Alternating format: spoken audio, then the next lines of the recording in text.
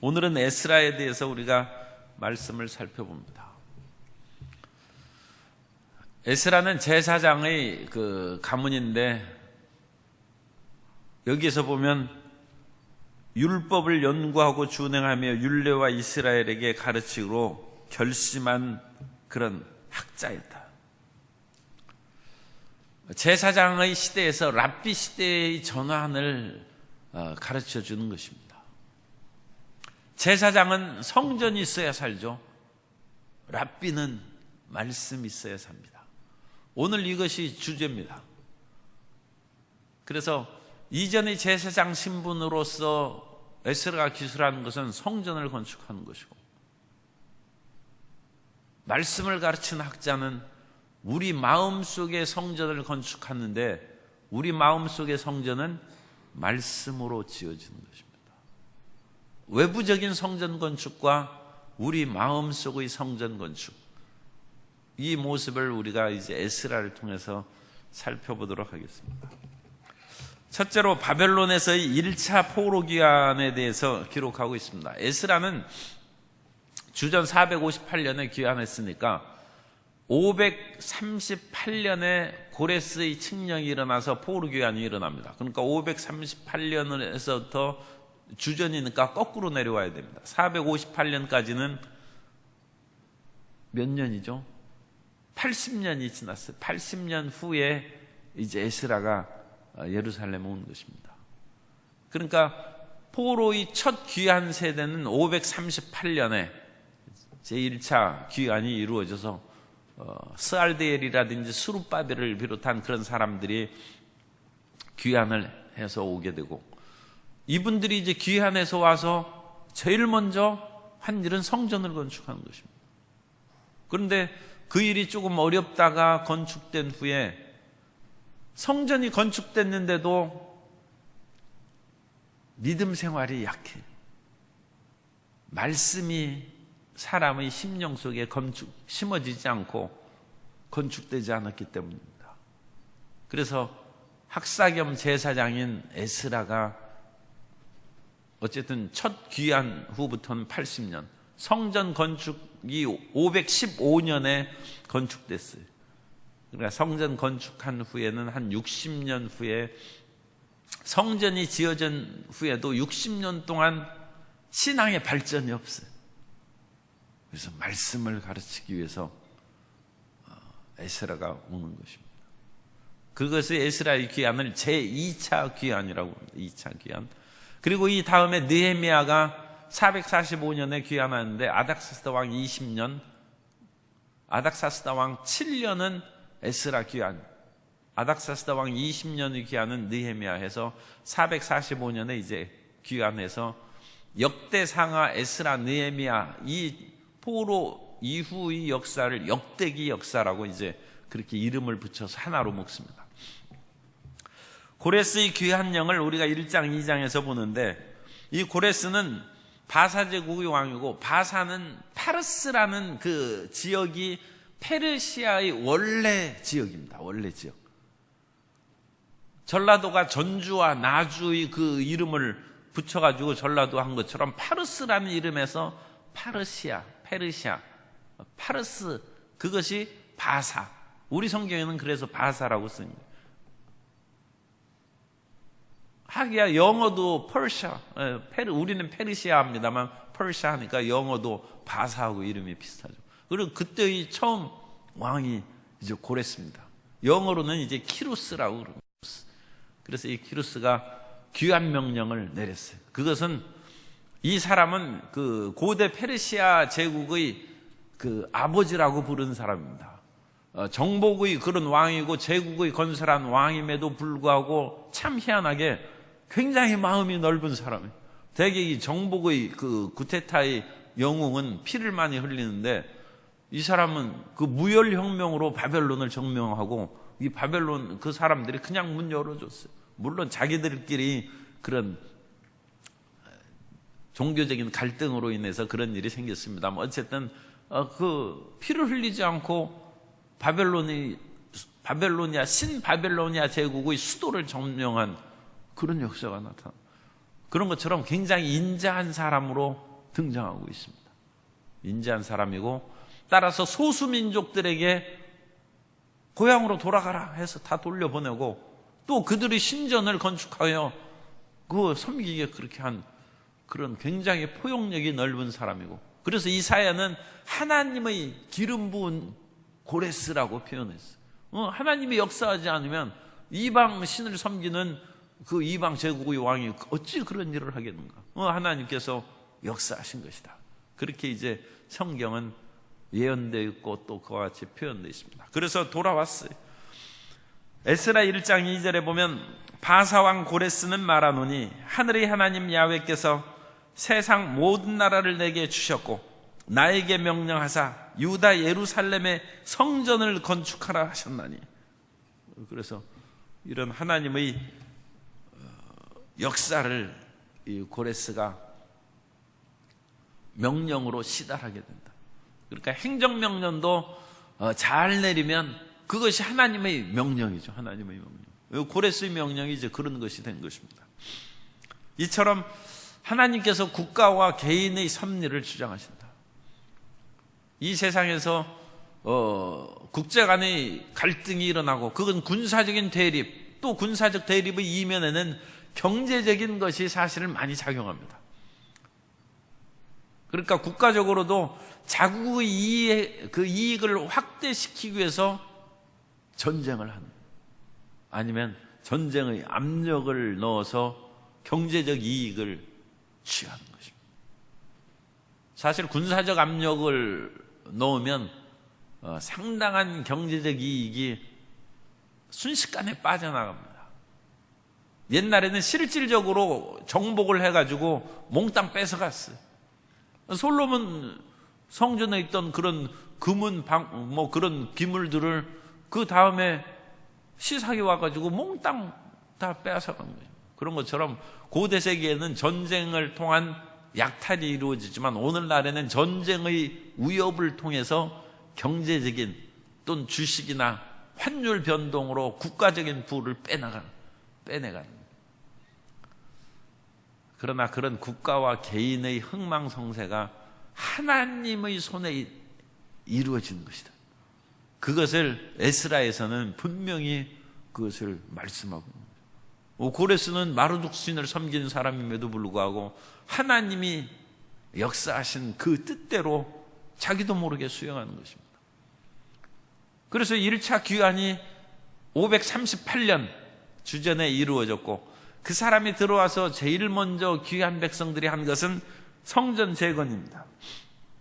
그래서 1차 귀환자들의 성전 재건이 에스라 3장부터 6장까지 이루어지는데, 역대기 역사의 그런 우리가 역대 상하에서 다윗과 솔로몬의 이야기가 굉장히 많이 기록된 것은 저들이 성전 건축을 준비하고, 다윗이죠, 실질적으로 성전을 건축한 솔로몬의 그 사역을 드러내기 위한 것이다.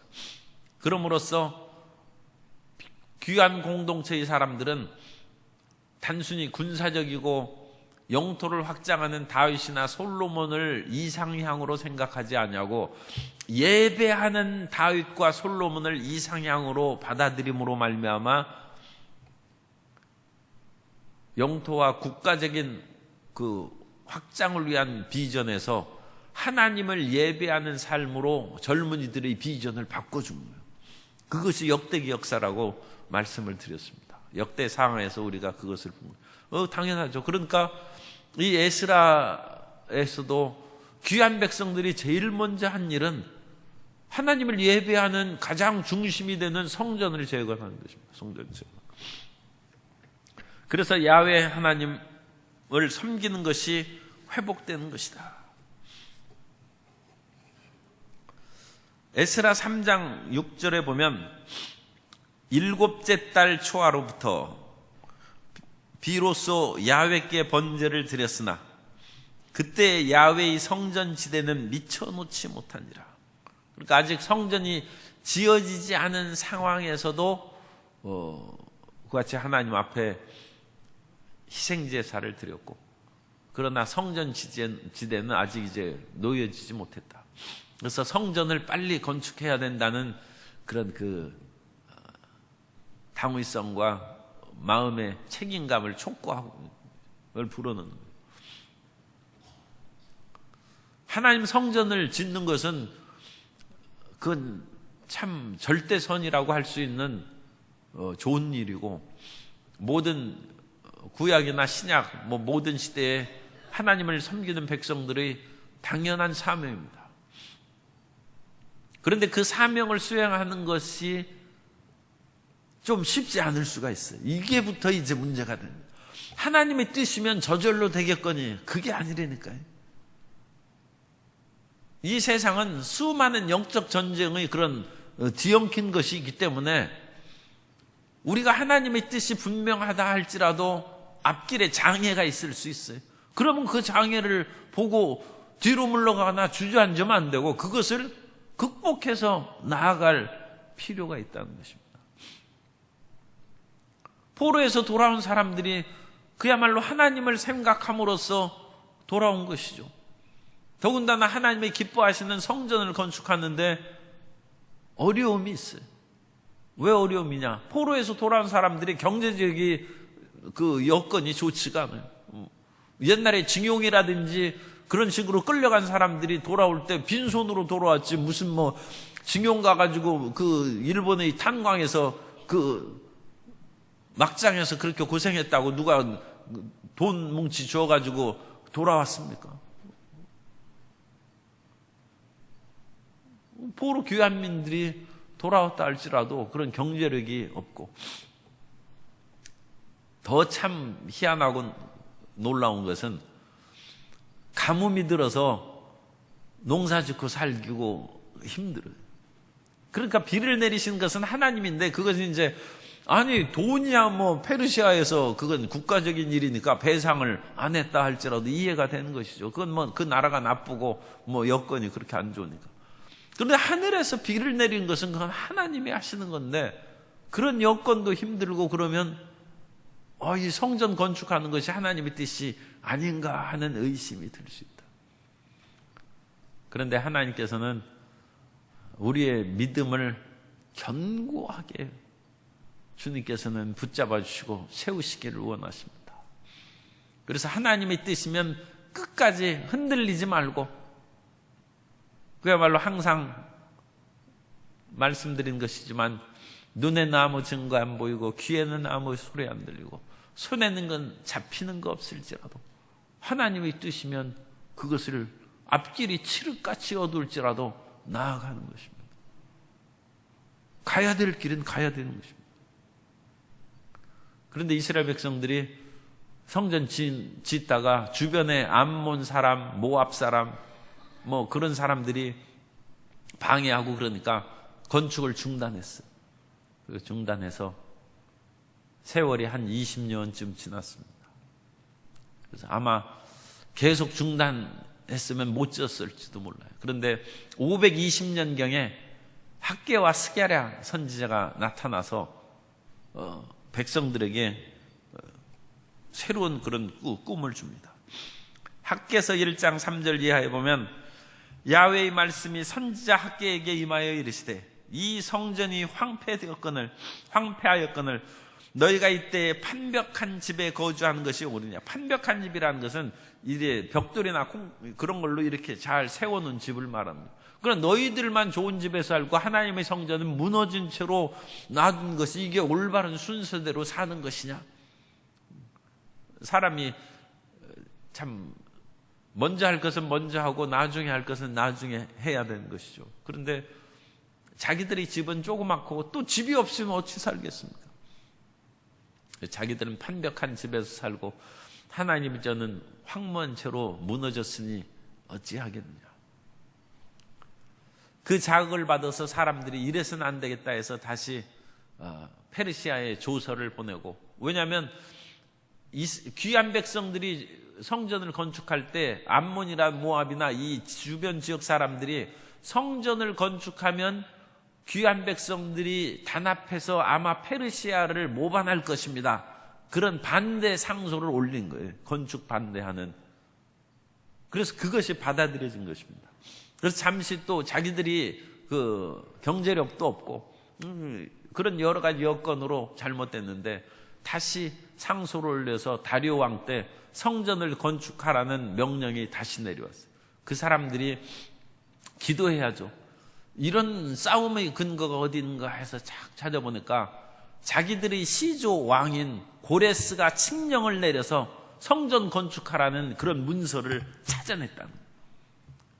그러니까 이 명령대로 올바로 시행하는 것이 아직도 안 지어졌느냐. 그러면 페르시아에서 재정적인 지원을 해서라도 빨리 건축하게 하라는 것이 다리오 왕의 명령이고, 그래서 515년에 성전을 건축한 지 한 5년 만에 성전이 건축됐어요.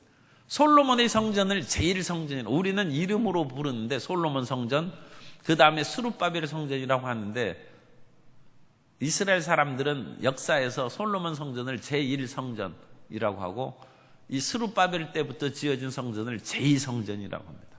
그래서 이 시대를 제2성전의 새로운 시대다. 그래서 헤롯 성전에 이르기까지 그것은 두 번째 성전 시대입니다. 제2성전 시대.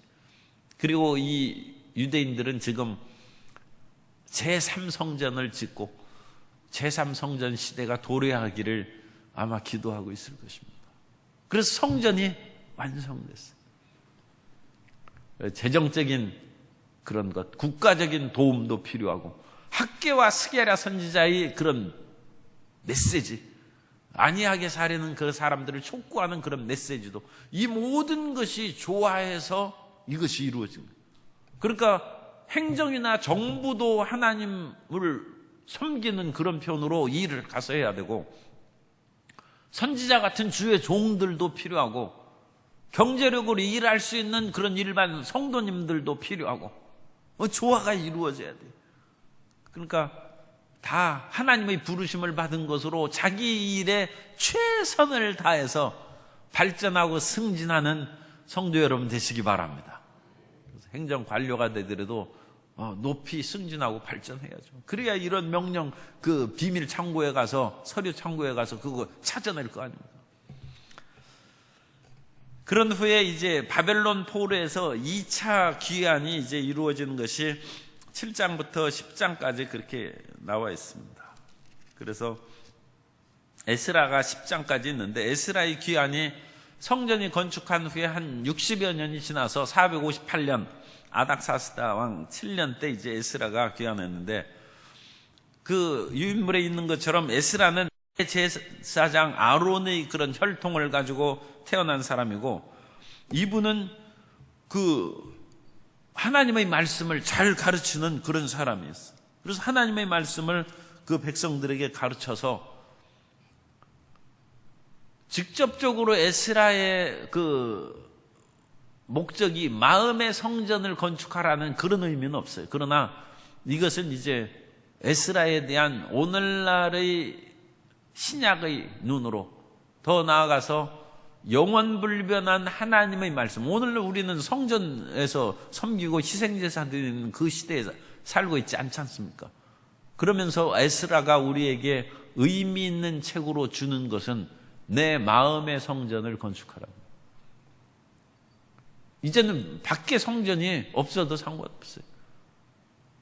우리는 신령과 진정으로, 우리는 영과 진리로 예배하는 자를 하나님이 찾으시니라. 예수님께서 말씀하신 것처럼 우리 마음의 성령과 진리는 말씀입니다. 성령과 말씀으로 하나님을 예배하고 우리 속에 하나님의 성전이 세워져야 됩니다. 그래서 우리 마음속에 하나님의 성전이 세워지기 위해서는 그 유명한 구절이 에스라 7장 10절입니다. 하나님의 율법을 연구하고 준행하고 가르치기로 결심하였더라. 에스라의 결심이 우리 결심이 돼야 됩니다. 그래서 하나님의 말씀이 내 속에 연구되고 그 말씀대로 살려고 몸부림치면서 준행하고, 더 나아가서 그 말씀을 자녀들에게 부지런히 가르치고, 때를 얻든지 못 얻든지 그렇게 가르치고 힘써야 됩니다. 참 어릴 때는 철없어가지고 어른들은 새벽잠이 없어서 새벽기도 그렇게 잘 나오신다고 그랬는데 그러면 안 돼. 애들을 새벽 기도에 나오게 해야 됩니다. 자녀들을 새벽 기도에 나오게 해야 되고, 청년들, 특히 청년들이 새벽 이슬 같은 청년이라고 했는데 새벽을 깨우는 청년은 반드시 성공합니다. 밤잠을 늦게 자고 새벽을 깨우지 못하면, 물론 낮과 밤의 직업이 다른 그런 직업을 가진 사람은 어쩔 수 없죠.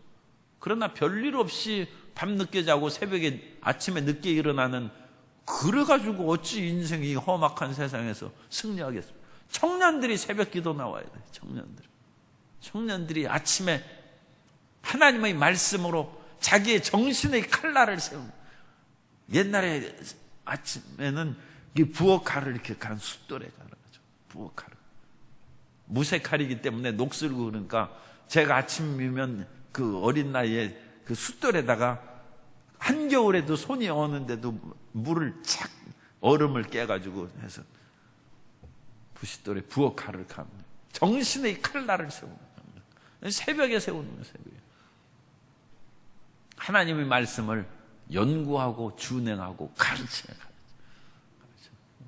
어린 세대에 아침 늦게 자는 거, 그거 어릴 때 자야지 그렇게 생각하면 아침에 일찍 일어나야 돼.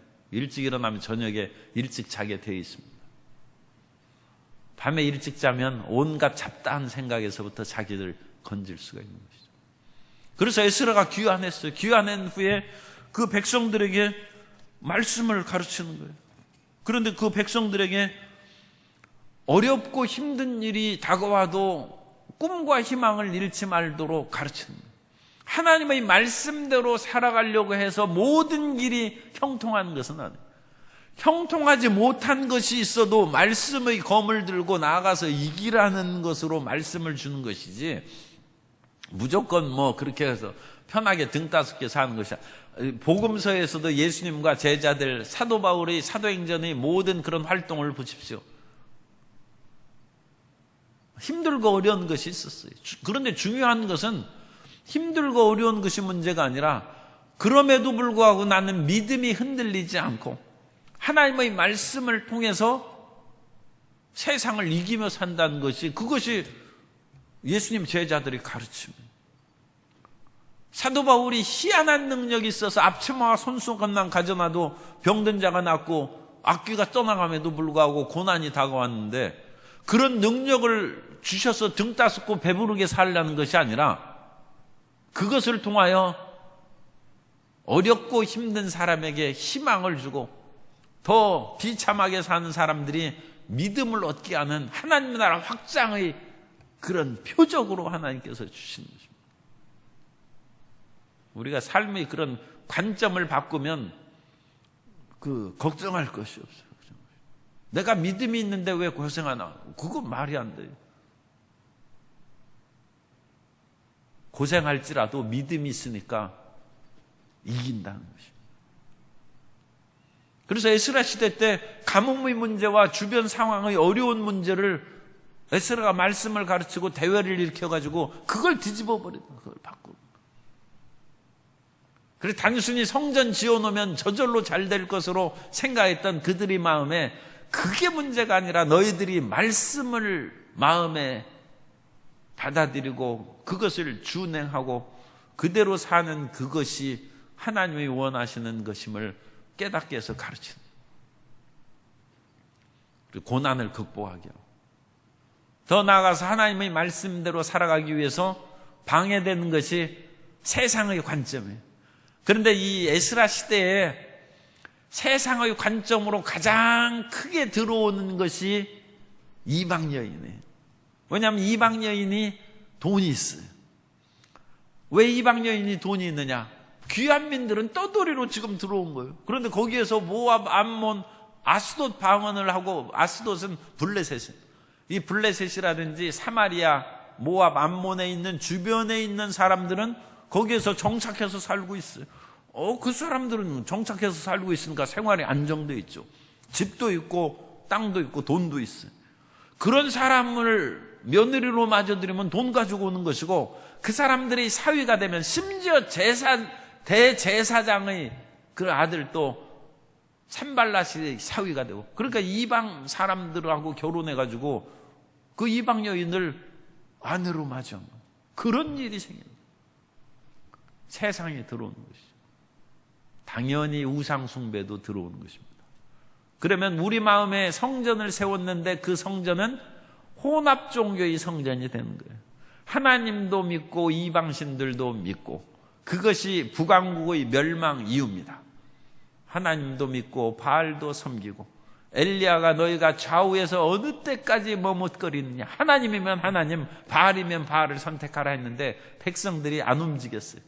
우리는 그냥 대충 여기저기 기웃거리면서 살란다 해서 백성들이 대답을 안 했어요. 우리 마음 가운데 하나님의 말씀을 받아들여도 이방 여인을, 그러니까 꼭 여자를 그 뜻하는 것이 아니에요. 세상의 그 흐름이 우리 마음 가운데 들어와서 말씀을 흔들어 놓고 말씀대로 살지 못하게 하는데, 에스라가 이방 여인들하고 결혼한 사람들을 다 쫓아냈어요. 참 이런 것은 실질적인 거하고 적용하면 안 돼요. 그러나 영적이요 정신적인 데는 적용을 해야 됩니다. 나를 타락하게 하는 이방 여인을 내쫓아버려요. 그리고 하나님의 말씀대로 살아가도록 결단을 내리는. 그러면 우리 마음 가운데 성전이 세워져서 주님이 원하시는 삶을 살아간다는 것입니다. 그것이 에스라의 가르침입니다. 그리고 이 에스라의 위대한 가르침이 성전이, 제2성전이 세워졌음에도 불구하고 성전은 예루살렘에 조그맣게 지어진 거예요. 수많은 유대인들은 흩어져서 디아스포라라고 그럽니다. 흩어져서 살고 있어요. 흩어져 살고 있는 사람은 성전이 없잖아요. 예루살렘에 성전이 있으니까. 그 사람들에게 어떻게 하나님의 뜻대로 삽니까? 마음에 하나님의 성전을 세우고, 마음에 하나님의 성전을 세우는 것은 말씀을 교육하는 것이고, 따라서 회당 제도가 생기고, 회당에서는 말씀을 공부합니다. 안식일 날 종일토록 토라를 읽습니다. 그래서 회당 제도가 형성되고, 따라서 에스라는 유대교의 아버지라는 별명을 가지고 있습니다. 그것이 오늘날 우리 마음 가운데서도 심어지면, 말씀으로 하나님의 성전이 우리 속에 지어지면 이 세상의 어떤 환난과 역경도 극복하고 이길 뿐만 아니라 하나님의 영광을 드러내게 될 줄로 믿습니다.